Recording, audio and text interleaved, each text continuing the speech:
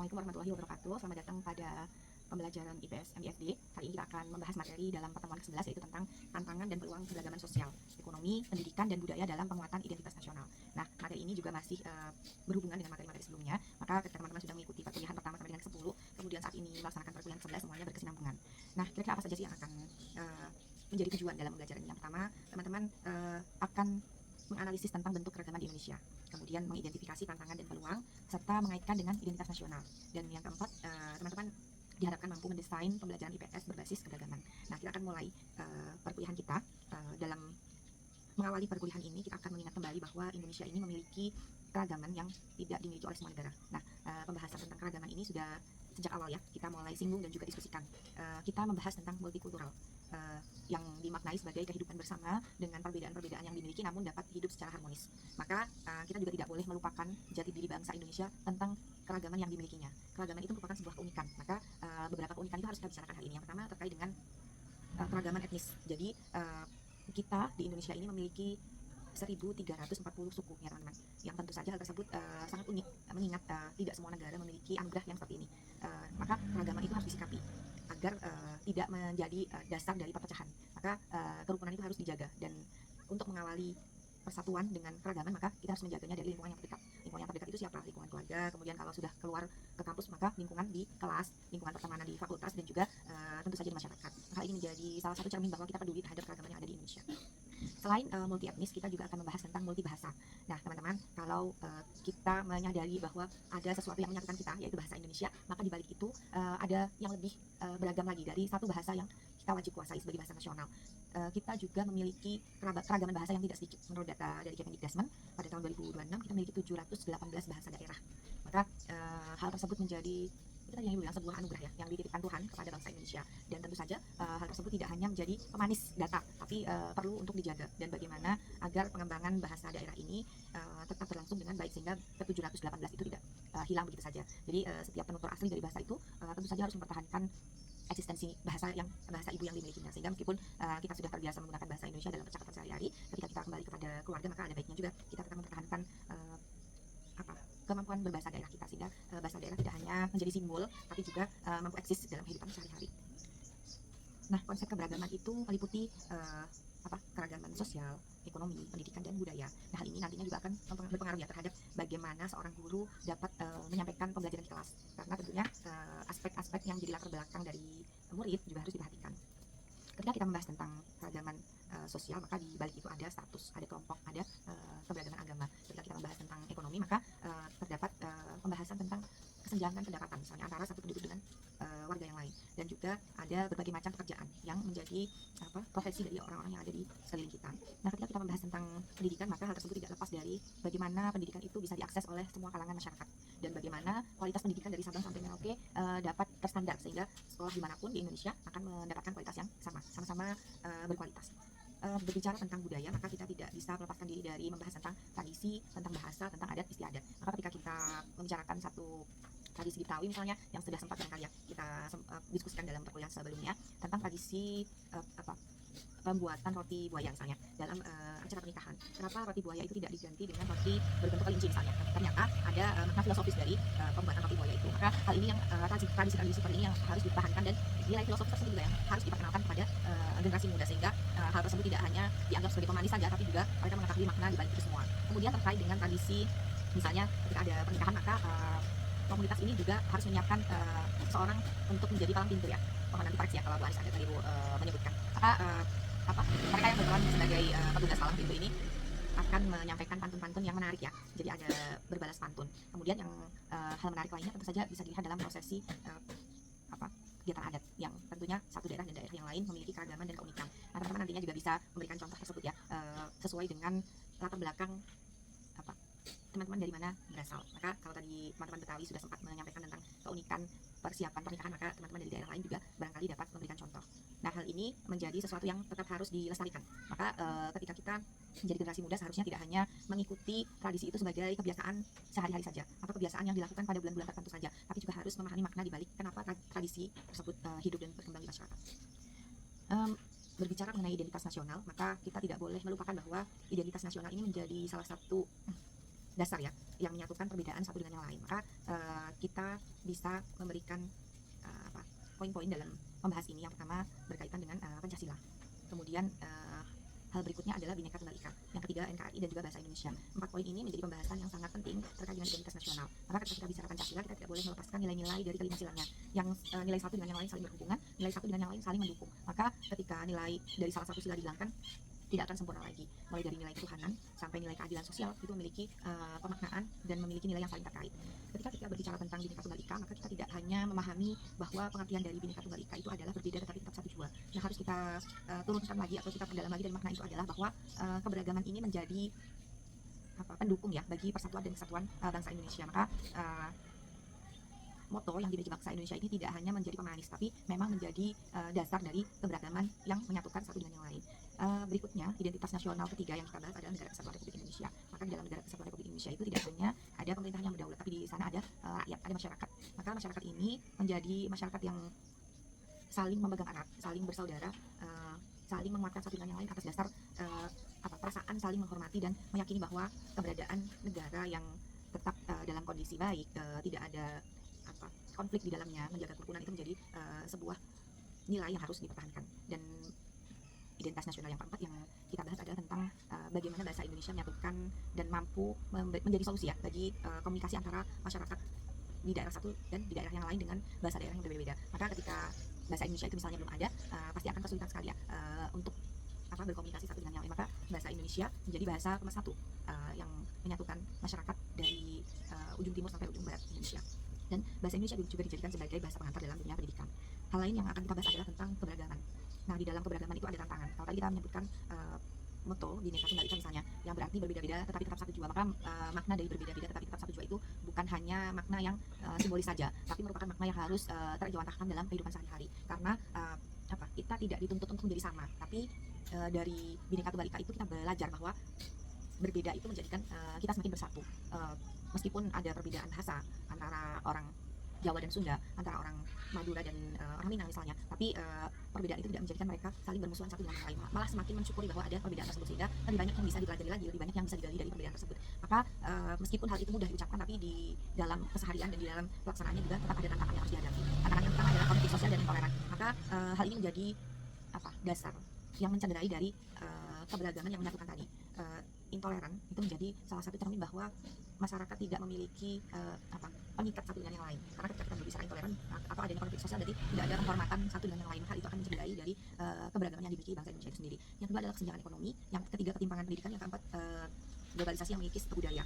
Maka hal-hal ini barangkali menjadi isu yang sudah sering dibicarakan, tapi ternyata hal ini menjadi bagian yang akan tantangan tersendiri bagi kehidupan keberagaman. Nah, salah satu contoh yang penting adalah adanya konflik antar kelompok. Maka hal ini akan mencederai dari keberagaman yang menyatukan tadi. Maka ketika kita berbicara tentang kesenjangan ekonomi, yang berarti kesenjangan penghasilan, itu akan menimbulkan konflik tersendiri. Misalnya di wilayah tertentu ada orang-orang yang memang tidak memiliki penghasilan tetap, maka dia akan berusaha untuk mencari penghasilan yang akan mampu memenuhi kebutuhan hidupnya. Tapi dalam kondisi yang tidak mudah, maka seseorang itu akan mengusahakan berbagai macam cara. Dan teman-teman tentunya banyak melihat di dalam pemberitaan ya, di media massa atau media sosial misalnya, bagaimana hal itu menimbulkan kesenjangan ekonomi, menimbulkan berbagai macam persoalan sosial yang berlaku. Kemudian ketimpangan pendidikan.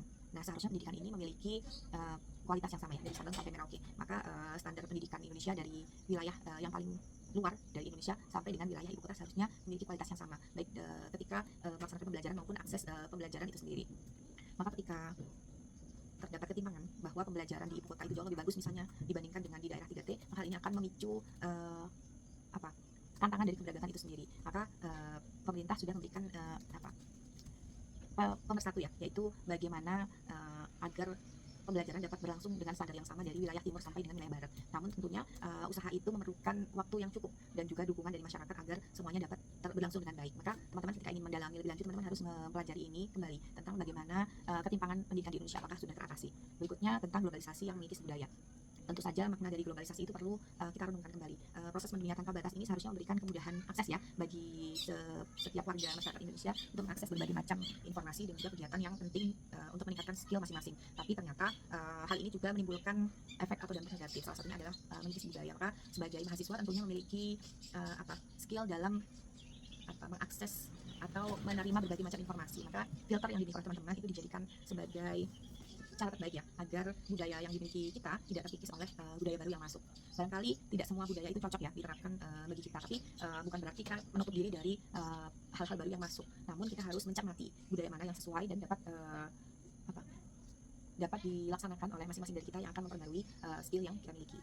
Nah, hal ini tentunya akan menjadi tantangan sendiri ketika kita sebagai calon guru ya, teman-teman sebagai calon guru memiliki tantangan tersendiri untuk menyampaikan hal ini, karena anak-anak atau murid yang teman-teman ajar adalah generasi digital, sama seperti teman-teman semua yang sudah dapat mengakses berbagai macam perkembangan digital dengan sangat mudah. Maka filter yang tadi sudah sempat kita bicarakan menjadi sangat penting untuk menjadikan kita cerdas ya dalam memilih mana yang harus diambil dan mana yang harus ditinggalkan. Tentunya hal-hal ini akan berkaitan dengan hal-hal positif yang mendukung perkembangan kita sebagai manusia. Nah, selain tantangan, terdapat juga peluang dari keberagaman yang kita miliki. Yang pertama adalah sumber kekayaan budaya. Sama seperti ketika teman-teman berada di kelas, teman-teman memiliki perkumpulan kelas yang terdiri dari teman-teman yang berasal dari wilayah yang berbeda. Maka tentunya ketika mahasiswa ini berteman satu dengan yang lain, budaya yang dibawa oleh temannya yang berbeda daerah akan memberinya keleluasaan juga untuk belajar hal-hal positif yang berasal dari daerah temannya ini. Misalnya si A berasal dari Sunda, kemudian si B berasal dari Madura. Maka kedua orang sahabat ini juga bisa berbagi bagaimana tradisi berlangsung di wilayahnya, bagaimana menggunakan bahasa daerah masing-masing. Nah, maka peluang keberagaman itu sangat penting untuk dikembangkan, khususnya bagi teman-teman yang saat ini mendapatkan kesempatan itu di kelas masing-masing, baik kelas 2A maupun kelas 2E. Dan juga kelas-kelas yang lain tentunya. Kemudian keberagaman itu juga berpeluang terhadap konsep pariwisata dan juga ekonomi kreatif. Yang ketiga terhadap modal persatuan, dan yang keempat adalah tentang pembelajaran multikultural. Jadi kita tidak harus mencari contoh yang jauh ya, karena tentang pembelajaran multikultural kita juga dapat belajar dari dalam negeri kita sendiri. Bagaimana perbedaan-perbedaan yang unik di masyarakat dapat kita jadikan contoh-contoh dalam kegiatan pembelajaran. Nah, sebenarnya keberagaman itu tidak hanya memicu perpecahan, tapi keberagaman itu sebenarnya merupakan kekuatan dalam menciptakan persatuan jika dia dikelola dengan baik. Apa saja sih cara yang bisa dilakukan untuk menjadikan keberagaman itu sebagai kekuatan? Yang pertama adalah tentu saja memperkuat solidaritas.